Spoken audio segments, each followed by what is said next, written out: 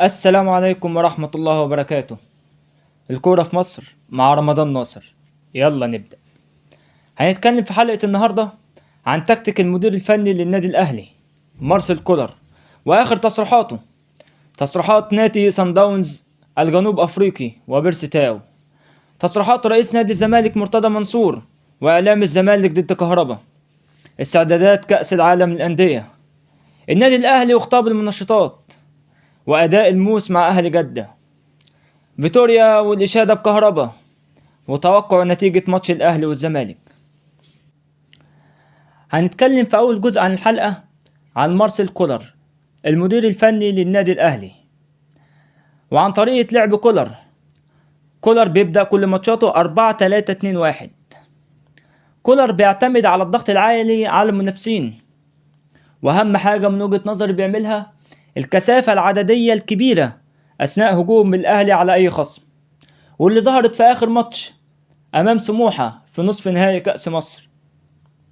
الأهلي طول الماتش كان متفوق عدديا على مدافعين سموحة، واترجم دوت لأهداف، وخصوصا من العرضيات، وتواجد عدد كبير جدا من لاعبي الأهلي في منطقة جزاء سموحة.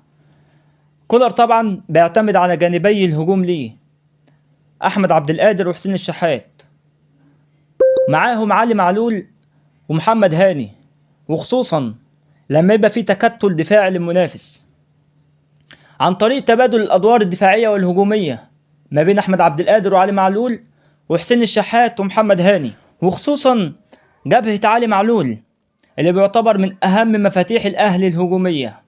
كولر بيعتمد على وسط الملعب المتمثل في حمدي فتحي وديانج في تغطية علي معلول وتغطية محمد هاني أثناء الهجوم، وتغطية الفجوة اللي ممكن تحصل أثناء أي هجمة مرتدة على النادي الأهلي، مع تقدمات الباك. طبعا مدرب فكره عالي ويناسب طبيعة الأهلي وطموحه في حظ البطولات، لأنه بيعتمد على الضغط العالي والشراسة الهجومية وتبادل الأدوار. ناقص بس حماية الأهلي من الهجمات المرتدة اللي بتيجي كل ماتش نتيجة الهجوم، والمشكلة دي ممكن تبان وتظهر أكتر قدام الفرق الكبيرة اللي عندهم إمكانيات وسرعات. لازم كولر يبدأ بنفس التكتيك ده قدام الزمالك، ونعمل ضغط عالي من أول الماتش علشان نقدر نغلطهم ونكسب مرتاح إن شاء الله.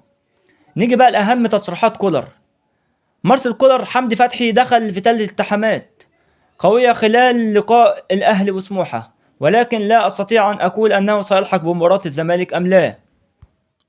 علي معلول مثل الترس أو المكنة وهو يركض بصورة مستمرة.